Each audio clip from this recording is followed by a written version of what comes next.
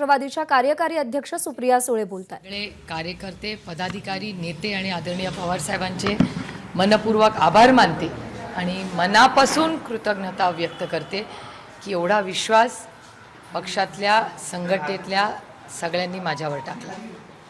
या सगळ्या निवडीनंतर तुमच्याबरोबर प्रफुल्लभाईंची सुद्धा निवड झाली आहे। मात्र अजितदादांच्यावरती कालपासून चर्चा सुरू आहे। दादांनी स्वतः खरं सांगितलं आहे ऑलरेडी की मी नाराज नाही आहे, मला लूपमध्ये ठेवूनच निर्णय झालेला होता सगळ्या गोष्टी। मात्र पुन्हा काही स्पेक्युलेशन्स आहेत किंवा ज्याच्यामध्ये काही तथ्यसुद्धा आहे। हायरार्की काय असेल, तुम्ही कार्यकारी अध्यक्ष झाला म्हटल्यावरती तुमच्याकडे जबाबदाऱ्या कुठल्या कुठल्या असणार आहेत आणि तुम्ही कोणाला रिपोर्ट करणार आहात? तुम्हाला कोण रिपोर्ट करणार आहे? मी प्रफुल्लभाईंना आणि आदरणीय पवार साहेबांना अर्थातच रिपोर्ट करणार आणि राज्यामध्ये अर्थातच भुजबळ साहेब, दादा, जयंतराव या सगळ्यांना मी महाराष्ट्रात रिपोर्ट करणार। अच्छा, तुम्ही रिपोर्ट करणार? हो, अर्थातच। प्रभारी म्हणजे ही काही दडपशाही नाही आहे, ही लोकशाहीचा पक्ष आहे। ही काय टीव्हीचा चॅनल नाही आहे की रिपोर्टिंग सिस्टम आहे, हा पक्ष आहे आणि आम्ही इथे आलो आहे सेवा करण्यासाठी। त्याच्यामुळे त्याच्यात रिपोर्टिंगचा विषय येतो कुठे? अर्थातच अकाउंटेबिलिटी प्रत्येकाची असणार आणि अकाउंटेबिलिटीमध्ये प्रत्येकजण पक्ष कसा वाढेल आणि भारताच्या संविधानाच्या चौकटीत राहून आपण देशाची सेवा, राज्याची सेवा, लोकांची सेवा कशी करू ही याच्यातली अकाउंटेबिलिटी आहे। आणखी एक मुद्दा आहे की तुमच्याकडे आता राज्यांच्या जबाबदाऱ्या देण्यात आलेल्या आहेत, महाराष्ट्र सुद्धा त्याच्यामध्ये आहे। लोकसभेची तिकीटं वगैरे देण्याच्या सगळ्या ज्या रिस्पॉन्सिबिलिटीज आहेत त्यामध्ये तुमची भूमिका ही मुख्य असणार आहे। त्याच्यामुळे पार्टीमध्ये फ्रॅक्शन होण्याची शक्यता आहे किंवा एकीकडे अजित पवारांना मानणारा वर्ग आहे आणि दुसरीकडे सुप्रिया सुळेंना पवार साहेबांना मानणारा वर्ग आहे, जे वारंवार अधोरेखित होत आले यापूर्वीच्या घटनांमध्ये सुद्धा। तर त्याच्यामध्ये फार गॅप येणार नाही याची काळजी तुम्ही कशी घ्याल? कुठल्या घटनांमध्ये असं अधोरेखित झालंय? मला उदाहरण द्या ना। पवार साहेबांनी राजीनामा दिला तेव्हा तसं झालं। म्हणजे काय झालं? पवार साहेबांनी राजीनामा दिला, दादा आग्रही होते राजीनामा दिला पाहिजे, दादांना मानणारे कार्यकर्ते आग्रही होते की कुठले कार्यकर्ते आणि दादा आग्रही होते की दिला पाहिजे राजीनामा? स्टेजवरच म्हटले ना, काय म्हणले की साहेबांनी राजीनामा दिलाय, तुम्ही कशाला आक्रमक होता? तुम्ही सगळं बघितलंय ताई? नाही, मी प्रश्न विचारते कारण का तुम्हाला ज्या गोष्टी माहिती आहेत त्या मला माहिती नाही आहेत, त्याच्यामुळे माझं जनरल नॉलेज वाढवते मी। दादांनी स्वतः म्हटलं होतं की यंग केडरला मग ते तुमच्यासाठी होतं का सगळं? की ज्यांना जसं पाहिजे तसं हे मोल्ड? हे बघा, ग्लास अर्धा आहे का फुल आहे हा तुम्ही ठरवायचा। तुम्हाला गॉसिपच करायचं आहे, त्याच्यामुळे तुम्हाला वास्तवतेपासून दूरच राहायचं आहे, त्याच्यामुळे मी कशाला जस्टिफिकेशन देऊ? मला सत्य माहिती आहे। आणखी प्रश्न थोडा फिरवून असं विचारतो की अजित पवारांनी सुप्रियाताईंसाठी लॉबिंग केलं होतं, ज्या हा पद्धतीनं पक्ष लॉबिंगनी चालत नाही, हा पक्ष चर्चेतून चालतो। ह्याच्यातनं दडपशाही आहे, हा लोकशाहीवाला पक्ष आहे। त्याच्यामुळे जे काही निर्णय राष्ट्रवादी काँग्रेस पक्षात होतात ते सगळ्यांना विचारून चर्चा करूनच होतात। ये जो नई जिम्मेदारी आपको दी है, कैसे आप उसको निभाएंगे? क्या क्या प्लानिंग, क्या क्या दिमाग में? ये कोशिश मैं तो पहले राष्ट्रवादी कांग्रेस पक्ष के सारे कार्यकर्ता नेतागण की तहे दिल से आभारी हूँ कि उन्होंने जो विश्वास मुझे दिया है और दिखाया है, और ये बहुत बड़ी जिम्मेदारी रहेगी।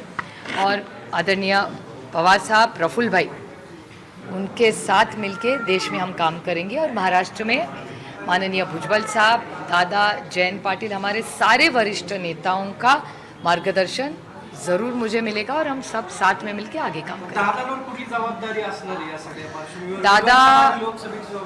दादा हा महाराष्ट्रातला विरोधी पक्ष नेता आहे।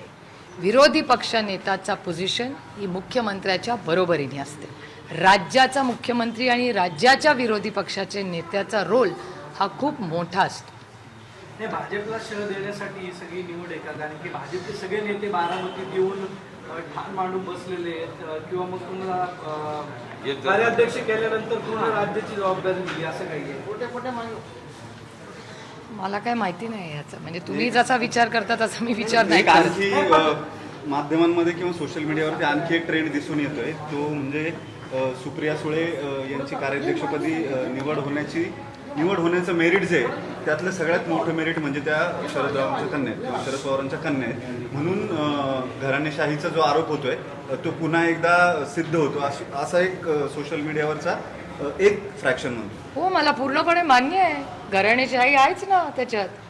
How can I run away? आणि मला माझ्या ज्या घरात माझा जन्म झाला त्याचा मला सार्थ अभिमान आहे. मी शरद पवार आणि प्रतिभा पवारांची मुलगी आहे याचा मला सार्थ अभिमान आहे. त्याच्यामुळे आरोप करणाऱ्यांनी जरूर करावे, पण जेव्हा लोक आरोप करतात ज्या पक्षातले करतात त्यांना मला त्यांच्या पक्षातली घराणेशाही दाखवायचीही मी पार्लमेंटमध्ये ती दाखवून दिली आहे विथ डेटा. त्याच्यामुळे जेव्हा एक बोट माझ्याकडे येतं तेव्हा 3 त्यांच्याकडे जातात हे विसरून चालणार नाही. आणि घराणेशाहीचा पूर्णपणे रास्तच आहे ना, त्याच्यात गैर काय? माझा ज्या घरात जन्म झाला त्याचा मला सार्थ अभिमानच आहे. म्हणून जेव्हा मला 1 नंबरचं रँकिंग मिळतं देशामध्ये तेव्हा माझे वडील मला सगळ्यात 1 नंबरनी पार्लमेंटमध्ये पास करत नाहीत. Let data speak for itself ना. म्हणजे मी शरद पवारांची मुलगी आहे म्हणून मी पार्लमेंटमध्ये पहिली येते का देशात? नाही. ते तिथे बसणारे जे प्रिन्सिपल आहेत ते तर माझे वडील नाहीत. त्याच्यामुळे जेव्हा मला संसद रत्न मिळतं सातत्याने तेव्हा तुम्हाला घराणेशाही दिसत नाही. सोयीप्रमाणे आमची घराची दिसते. Let's go by performance and data. तक्रारीचा सूर एवढाच होता की ज्येष्ठ नेते बरेच आहेत पक्षामध्ये. असं असताना छगन भुजबळ असतील किंवा जयंतराव असतील या सगळ्यांना टाळून थेट सुप्रियाताईंकडे म्हणजे नेतृत्वाच्या दुसऱ्या पळीमध्ये थेट कार्याध्यक्षपद दिले. तो ठीक आहे ना. आता इथं दडपशाही नाहीच आहे ना एकतर. आणि मला असं वाटतं आदरणीय प्रफुल्लभाई आहेत ना. ते पवार साहेबांनी शेवटी दिल्लीतून भाकरी फिरवली असं म्हणायचं. मला नाही माहिती. मी काय ह्याच्यात फार तुम्ही केलं पाहिजे. नाहीत ताई काल? काल मी मुंबईला होते झेंडावंदन. मला म्हणजे आधी कल्पना होती काही तुम्हाला? मला प्रमुख कशाचीच करणारे कल्पना नसते. मी आपलं काम करते. काही केंद्राचा एक प्रश्न आहे की एका बाजूला ऑपोजिशन सगळे एकत्र येत असताना भाजपचा जो मित्रपक्ष आहे आता तो कुठेतरी मागे चाललाय.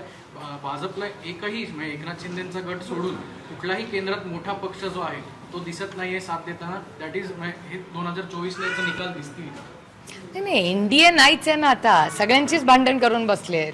ते दिसतंय तुम्हाला गेल्या 8-9 वर्षामध्ये भारतीय जनता पक्षाने विरोधकांना संपवायच्या आधी स्वतःच्या बरोबरच्या पक्षांना आधी संपवलेलं आहे. आणि लेट्स गो बाय डेटा. माझं काय म्हणणं आहे, स्पेक्युलेटिव्ह करण्यापेक्षा जो डेटा आहे जे सत्य आपण पाहिलेलं आहे ते अभ्यासपूर्वक त्याच्यावर चर्चा करूया ना.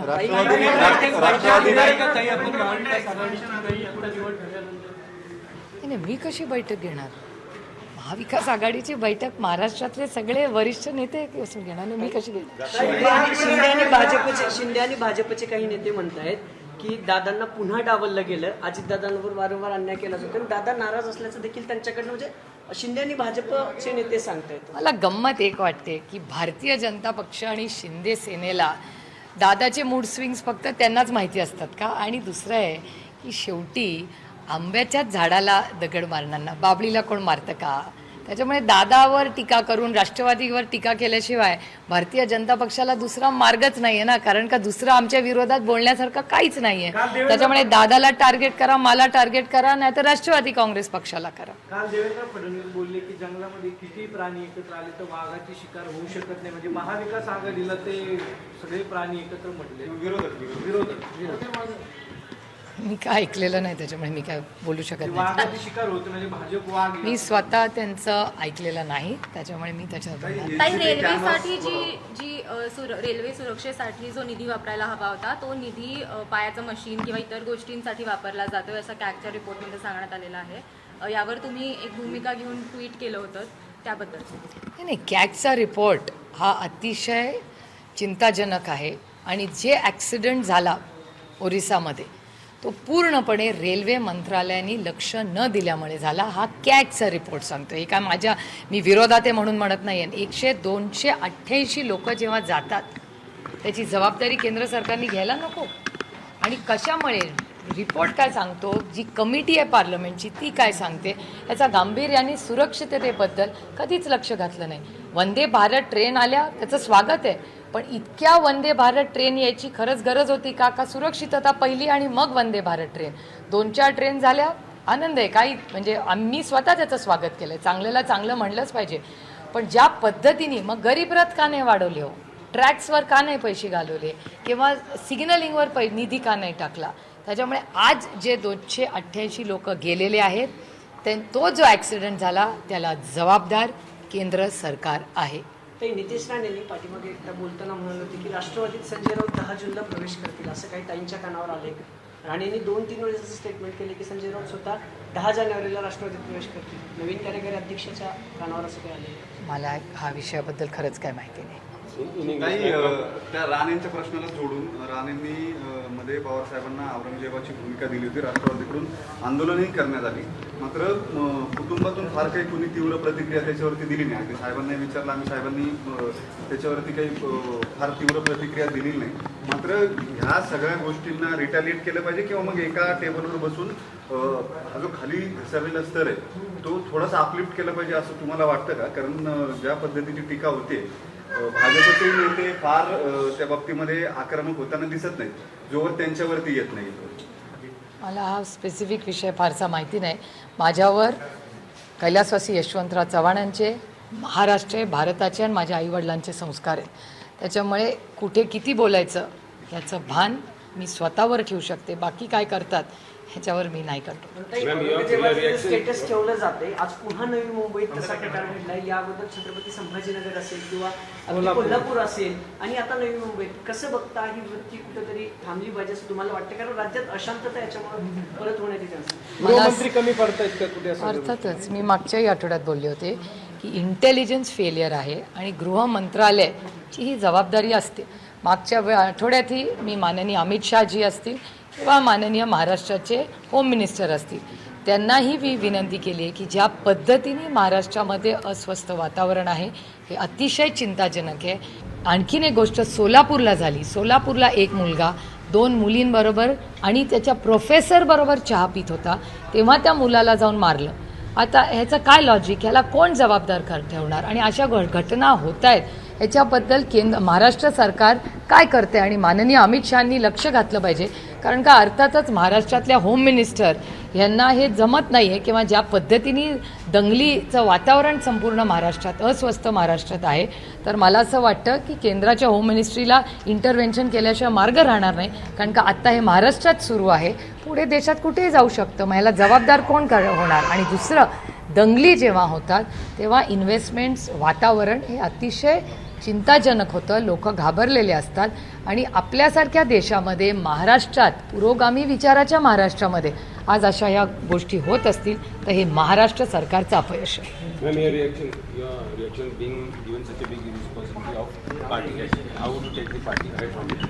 I think I'd like to show gratitude towards the NCP cadre, the leaders and Mr. Pawar who have shown so much faith in me.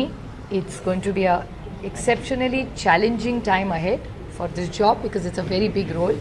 But clearly under the guidance of Mr. Pawar and Mr. Praful Patel, we will work our best and try our best to build a very fair, a good nation and a party which will serve within the parameters and the rules and the thinking of the entire Constitution of India. How do you respond to the people who are alleging that it's you got this position because of nepotism, Parivarvad? Parivarvad is, I can't run away from Parivarvad because I am a Parivarvad and I'm very, very proud of whose daughter I am. I am Pratibha and Sharad Pawar's daughter and I have great pride. I have no problem with Parivarvad one. And which party doesn't have Parivarvad? Every party, Bharatiya Janata Party, which talks about Parivarvad, I'll give you a list of 50 people who have Parivarvad. So Bharatiya Janata Paksha में रहो तो परिवारवाद चलता है, बाहर रहो तो नहीं. थोड़ा unfair है ना. What would be your priorities, being a working president? Development and building the party and serving the nation. Yeah, that is yes, that's important. But since we are in election year, next year elections are due. So it's about your and perform harder, make sure the party becomes stronger, and the whole idea is to serve the nation. What else can आणि महाराष्ट्रातून जी reporting येणार ती ताईंना येणार, दादांना जाणार की जयंत पाटलांना जाणार? कसलं रिपोर्टिंग? म्हणजे बाकी निवडणुकीचं रिपोर्टिंग असेल किंवा इतर महाराष्ट्राचं बॉस कोण, ताई का दादा? कार्यकर्ते रिपोर्टिंग बॉस नसतो, आम्ही सेवेसाठी असतो. हे काय काही हा राजकीय पक्ष आहे, हे काय कॉर्पोरेट ऑफिस किंवा मीडिया चॅनल नाही आहे. हा राजकीय पक्ष आहे. राजकीय पक्षामध्ये असं रिपोर्टिंग नसतं. तिथे सेवाभावी वृत्तीने आम्ही काम करतो, लोकांच्या भल्यासाठी आम्ही करतो. त्याच्यात काही रिपोर्टिंग नसतं. तुम्हाला थोडासा अभ्यास बाबतीत तुम्हाला मी नोट एक सगळ्यांना पाठवून देते की पक्षामध्ये रिपोर्टिंग नसतं, अकाउंटेबिलिटी असते आणि ती अकाउंटेबिलिटी सेवेसाठी असते, कृतज्ञतेसाठी असते. Discussion going around that Ajit Pawar has been sidelined. How? No, I don't indulge in gossip. Because I fortunately have so much work that I get very little time to gossip. There were no crackers busted in Baramati. Silence was observed. It looked deserted. That's Crackers for what? like you being given such a big responsibility. Crackers to add to pollution. I am completely against crackers and banners. Just for the record, I'm completely against it. ताई, लोकसभेचा एक प्रश्न आहे. प्रियंका चतुर्वेदी एका मुलाखतीत असं म्हणाल्यात की सस्पेन्शनची आम्हाला सवय झाली आहे. लोकसभेत सस्पेन्शन होत आहेत आणि आम्हाला ते विरोधी म्हणून सवय झाली. राज्यसभेत. राज्यसभेत तर त्याची आम्हाला सवय झाली असं एका मुलाखतीत त्या म्हणाल्या. तुमचा देखील उल्लेख केला होता त्यांनी की सुप्रिया सुळे पण बोलतात ते खरंच आहे आणि मलाही माहिती आहे की विरोधी पक्षांना आम्ही आता सस्पेन्शनची सवय करून घेतल्या. काय नेमकं हे दुर्दैवी आहे, कारण कुठल्याही देशामध्ये जिथे दडपशाही नाही आणि लोकशाही आहे तिथे विरोधी पक्ष हा असलाच पाहिजे. विरोध तर झालाच पाहिजे ना, नाही तर ती दडपशाही होते. त्याच्यामुळे ज्या पद्धतीने ह्या लोकशाहीचा अपमान हा पार्लमेंटमध्ये सातत्याने होतोय आणि लोकांना सस्पेन्शन केलं जातं, हे अतिशय दुर्दैवी आहे आणि हा लोकशाहीचा अपमान आहे. काही महाराष्ट्रात एक खंबीर महिला नेतृत्वाची गरज होती. तुम्ही अनेकदा वेगवेगळे मुद्दे मांडत असता. ही नवीन जबाबदारी आल्यानंतर वुमन एम्पॉवरमेंटच्या दृष्टीने तुमच्या अजेंडावर काही गोष्टी आहेत का? एक तर मी महिला खासदार नाही आहे, मी खासदार आहे. कुठलीही जबाबदारी घेताना I am not trapped in genders. आणि मी विचारही करत नाही की मी एक महिला आहे म्हणून असं. I don't think like that. आपल्यावर जी जबाबदारी टाकते ती जेंडरमध्ये नसते, ती जबाबदारी असते. आणि अर्थातच देशात काम करत असताना आम्ही अनेक महिला, पुरुष आणि सगळेच आमचे स्टेक होल्डर सगळेच आहेत ना, त्याच्यामुळे सगळ्यांच्याच बाबतीत विचार करावा लागतो. आणि ह्या देशामध्ये जेव्हा जेव्हा महिलांना न्याय मिळालेला आहे तो अनेक वेळा पुरुषांनी दिलेला आहे, विसरून चालणार नाही. भारतरत्न डॉक्टर बाबासाहेब आंबेडकरांनी महिलांना आणि आपल्या पुरुषांना मताचा अधिकार दिला, ते पुरुषच होते. महात्मा ज्योतिबा फुले त्यांनी महिलांना शिक्षणाचा आग्रह केला, तेही पुरुषच होते. आणि जेव्हा आरक्षण झालं तेव्हा राजीव गांधीजी आणि आदरणीय पवारसाहेब या महिलांना आरक्षण दिलं, ते पुरुषच होते. त्याच्यामुळे ही काही लढाई नाही आहे पुरुषांची याच्या विरोधात. मला असं वाटतं की महिला आणि पुरुष यांना समान अधिकार मिळावे आणि पूर्ण जी काही निर्णय असतील ती समाजातल्या सगळ्या घटकांना एकत्र घेऊन काम करायची जबाबदारी ही आमच्या सगळ्यांवर आहे. एबीपी माझा, उघडा डोळे बघा नीट.